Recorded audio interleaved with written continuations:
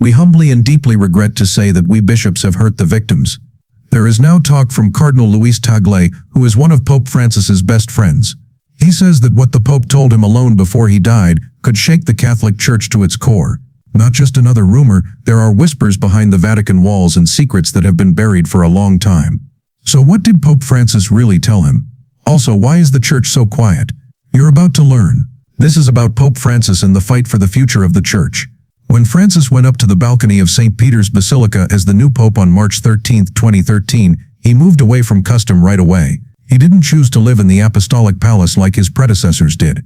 Instead, he chose to live in Casa Santa Martor, the more humble Vatican guest house. It was this simple act of humility that set the tone for a pope that would value simplicity and openness over showmanship and pomp. But Francis may have had his most important and difficult moment just a few months after becoming pope. People from the press asked about gay priests during a flight back from World Youth Day in Rio de Janeiro in July 2013. Francis's answer would become his most famous saying, "If someone is gay and wants to find God and is good, who am I to judge them? Who am I to judge?" were 5 words that were heard all over the world. Many people saw it as a huge change in how the Church deals with homosexuality. Catholics and supporters for LGBTQ+ people were happy with what they saw as a more compassionate stance. But it's important to know that Francis did not change Church teaching, which still says that gay acts are inherently wrong. He changed the tone and put more emphasis on mercy and spiritual care than on condemnation. This method, which kept the doctrine the same while changing how it was used in pastoral situations, would become a signature of Francis's controversial papacy. It's a complicated stance that hasn't pleased either conservatives who are worried about shifting doctrines or leftists who want bigger changes. When Francis approved a policy in December 2023 that let priests bless same-sex couples in casual settings, as long as it didn't support marriage, it caused the most controversy about how he dealt with LGBTQ+ problems. Conservative Catholic leaders fought back right away against this decision, which was written down in a document called Fiducia Supplicans. This was especially true in Africa, where some bishops refused to follow through with it. Francis tried to make his point clear in his May 2024 interview with 60 Minutes. "No, I didn't allow the marriage to be blessed. We can't do that because that's not the sacrament unless it's a union between 2 gay people, but goes against the Church's rule and the right that was given. But why not bless everyone?" This difference, blessing people instead of unions, shows how hard it is for Francis to balance tradition and acceptance, but it didn't help settle the argument. In 2024, a group of Catholic leaders wrote an open letter asking for the blessing policy to be taken away because they believed it allowed relationships that were clearly wrong. At the same time, progressive Catholics were still angry about what they saw as not enough change. How Francis handles divorce and remarriage is another big issue that has caused a lot of debate during his time as Pope. He wrote an apostolic exhortation in 2016 called Amoris Laetitia, the joy of love. It suggested that divorced and remarried Catholics should be allowed to take communion on a case-by-case basis, which was a big change from the strict ban that had been in place before. The famous footnote 351 in the document made it seem like divorced people who got married again might be able to receive communion in some situations, but it didn't change the teaching that such relationships are adultery, because it wasn't clear. 4 cardinals officially asked for explanation, saying that it caused doctrinal confusion. Some people even called the document heretical, which shows how deeply Francis's pastoral method split the Church. In the 60 Minutes interview, Francis was blunt when asked about how conservatives were fighting his changes. "You used a word that means conservative. Conservatives are stuck on something and don't want to see what else is out there. It is a dangerous way of thinking because one way to think about the future is to think about the past, but being locked up in a rigid box is something else." This idea that conservatism is self-destructive made things worse in the Church. It shows how Francis's direct and sometimes rude way of talking to people has both energized fans and angered critics. But Francis's unpopular views go beyond issues of marriage and sexuality. In his encyclical Laudato, which came out in 2015, he tied environmental damage to social injustice, agreed with scientists that humans are causing climate change, and criticized global capitalism. Conservative Catholics and politicians who thought the Church should focus more on spiritual matters didn't like how directly involved the Church was in what some people call secular problems. In the same way Francis's strong support for migrants and refugees, he famously said that countries should build bridges not walls, has been seen as political criticism, especially during the Trump administration. When asked about Texas's efforts to shut down a Catholic organization that helps undocumented immigrants on 60 Minutes, Francis was as direct as always. "That is crazy, totally crazy, to lock the border and not let them go. That is crazy. The stranger needs to be taken in. You figure out how to deal with them after that. They might need to be sent back. I'm not sure, but each case should be looked at with compassion." Yes, Progressives like how Francis frames immigration policy morally, but conservatives would rather have a pope who is less involved in politics. In 2015, Francis accepted a crucifix from Bolivia's socialist president Evo Morales that looked like a hammer and sickle. This led to more claims that he was a communist sympathizer, which Francis denied. Francis's papacy has been marked by the tension between his focus on mercy and inclusion and his commitment to clear teaching and practice. It shows a bigger debate within Catholicism about how the Church should interact with a world that is becoming more liberal and diverse. Should it change in order to stay current, or should it stick to its traditional teachings no matter what? Francis has tried to find a middle ground by upholding doctrine while putting the focus on how it is applied with kindness. This method hasn't fully pleased either side, though. What the shocking claim really means. Official reports from the Vatican and medical workers say that Pope Francis died early on Easter Monday, April 21, 2025 at 7:35 a.m. at his home in the Vatican's Casa Santa Marta. Time in your area. According to the death document signed by Vatican Dr. Andrea Arcangeli, he died of a stroke followed by irreversible cardiac arrest. This is what the Vatican said.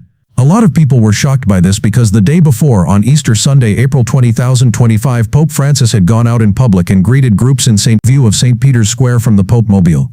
His public appearance hinted that his health was getting better after he got double pneumonia earlier in the year. His death on Easter Monday, which is a very important day in the Catholic calendar, adds a symbolic layer to the event. This is important to remember. Pope Francis had been having health problems for a while. He had been in the hospital for more than a month because of pneumonia. He had a history of high blood pressure, type 2 diabetes, acute respiratory failure due to multimicrobial bilateral pneumonia, and multiple bronchitis. Because he was 88 years old, these health problems made him more likely to have a quick health emergency. His funeral was set for Saturday, April 26, 2025, outside of St. Peter's Basilica in Vatican City. Plans for it began after he died. In front of the church where his body was lying in state, tens of thousands of people lined up to pay their respects. Pope Francis asked to be buried simply in a wooden coffin lined with zinc at the Basilica of St. Mary Major in Rome, not following the custom of burying popes under St. Peter's. President Donald Trump and First Lady Melania Trump were among the world leaders who attended the funeral. This shows how important and well-known Pope Francis was around the world during his time as Pope. People came together to mourn him in Buenos Aires, his city, in Mexico City, showing how he was deeply connected to Latin America, where he was often seen as a pontiff of the people. This story about Cardinal Tagle confessing to murder has been told many times in big international news outlets, but where did the idea that he was telling lies about it come from? Why would someone link his name to such a shocking claim? Before we can answer, we need to know who Cardinal Tagle is and how he meets with Pope Francis. A lot of people want to thank you. The kids who live on the streets, the orphans, the widows, the homeless, the people who live in makeshift camps, the workers, the farmers, the fishermen, the sick, and the old who have been left behind. People who have lost loved ones, or who have been discriminated against, abused, exploited, or trafficked, their families. Cardinal Luis Antonio Tagle, who is often called the Asian Francis because of their similar beliefs and ministry style, is a well-known figure in the Catholic Church and has become one of the top candidates to replace Pope Francis after he died. Tagle was born in Manila, Philippines, and his rise in the church structure was greatly sped up while Francis was Pope. In 2019, Tagle was made head of the Congregation for the Evangelization of Peoples by Pope Francis. In 2020, he was made a cardinal bishop. Important raises that showed Francis trusted him. Many people thought that these choices set up Tagle as a possible successor who could carry on Francis's vision for the church as a progressive place.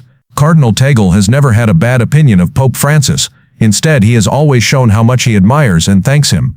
During Pope Francis's visit to the Philippines in January 2015, Tagle hosted the Pope. The two of them were very charismatic, which brought in huge crowds. Up to 7 million people watched a record-breaking mass. In a very moving message to Pope Francis during this visit, Tagle praised his ability to connect with people and called him a parable of God's closeness and compassion. Tagle showed deep appreciation and a personal bond. Let's listen to what he said. And I want to thank you again on behalf of all Filipinos whose faith you have strengthened over the past few days. It doesn't sound like someone is planning to kill someone with this sincere statement of gratitude. Throughout his relationship with Pope Francis, Cardinal Tagle has always shown that he shares Francis's goal and has a lot of respect for him. Pope Francis and Cardinal Luis Antonio Tagle have a good friendship because they respect each other, have the same goals, and work together closely. Conspiracy theories say that they are at odds with each other, but in reality, their relationship is one of the best teams in recent Vatican history. Since the beginning of Pope Francis's reign in 2013, Cardinal Tagle has always had good things to say about him. After being a part of the conclave that chose Pope Francis, Tagle said it was a profound experience and praised Francis's simplicity and sense of humor. He also remembered working with Francis on the sins of priests from 2005 to 2008. He thought it was great that Francis brought his simple, funny, and observant nature to the job of Pope, which Tagle had seen in him in other situations. The years went by and Tagle's respect for Francis only grew. In 2015, when talking about how the church should be run, Tagle said that he strongly agreed with Francis's vision. He said that Francis had stated views that Tagle shared during his first year as Pope, but he had not fully expressed himself verbally or pastorally. He really liked how Francis stressed kindness and reaching out to those on the outside, which was similar to Tagle's own beliefs.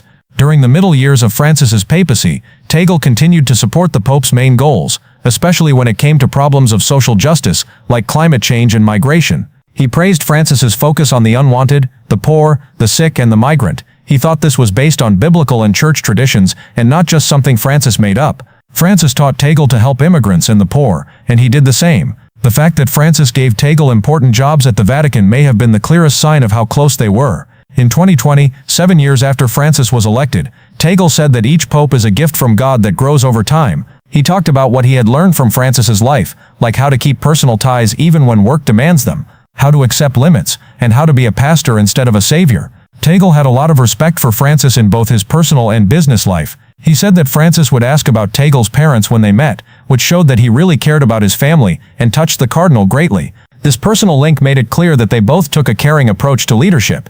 Tagle's backing didn't waver even when things got tough, like the Caritas Internationalist scandal in 2022, when Francis fired Tagle and the leadership team for management problems. Instead of being angry about the decision, Tagle saw it as a chance to admit our mistakes and show respect for Francis's power and wisdom. Before Francis's death, Tagle continued to support the Pope's idea of synodality, which is a more consultative way of running the church. He told critics to look at Vatican II beliefs instead of making up stories.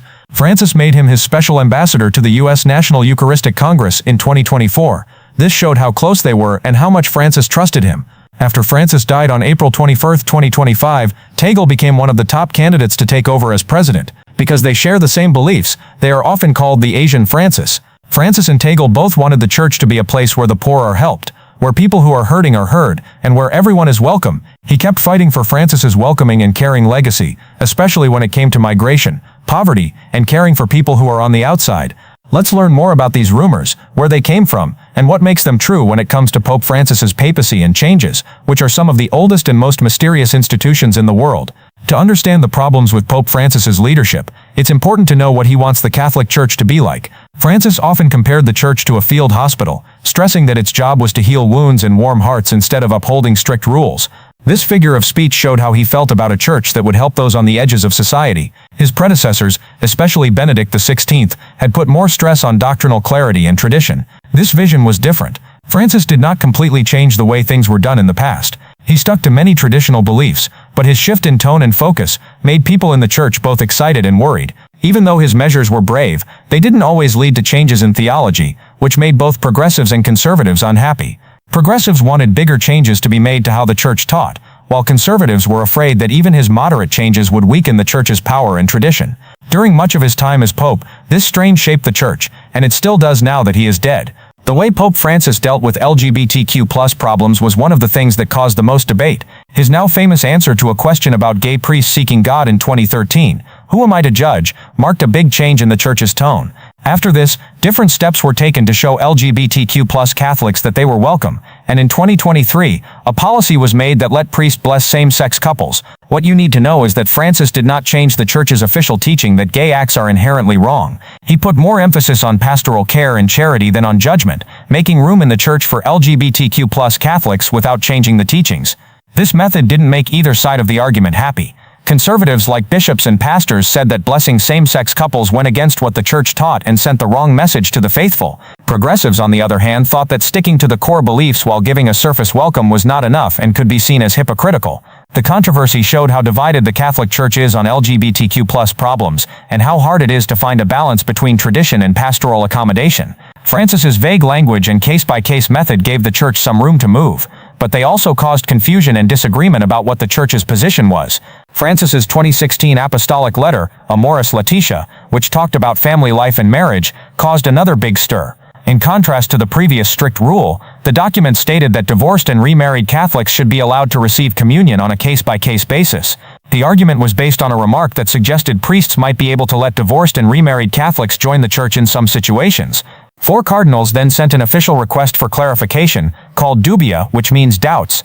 They said that the document's lack of clarity made it hard to understand what the church teaches about how marriage can't be broken. There were deeper philosophical arguments about what sin is, what grace is, and what the sacraments are. Conservatives thought that making exceptions would hurt the church's message on marriage. People who supported Francis saw it as a kind way to deal with difficult situations, but his failure to give a clear yes or no to the dubia showed that he valued pastoral discernment over strict rules.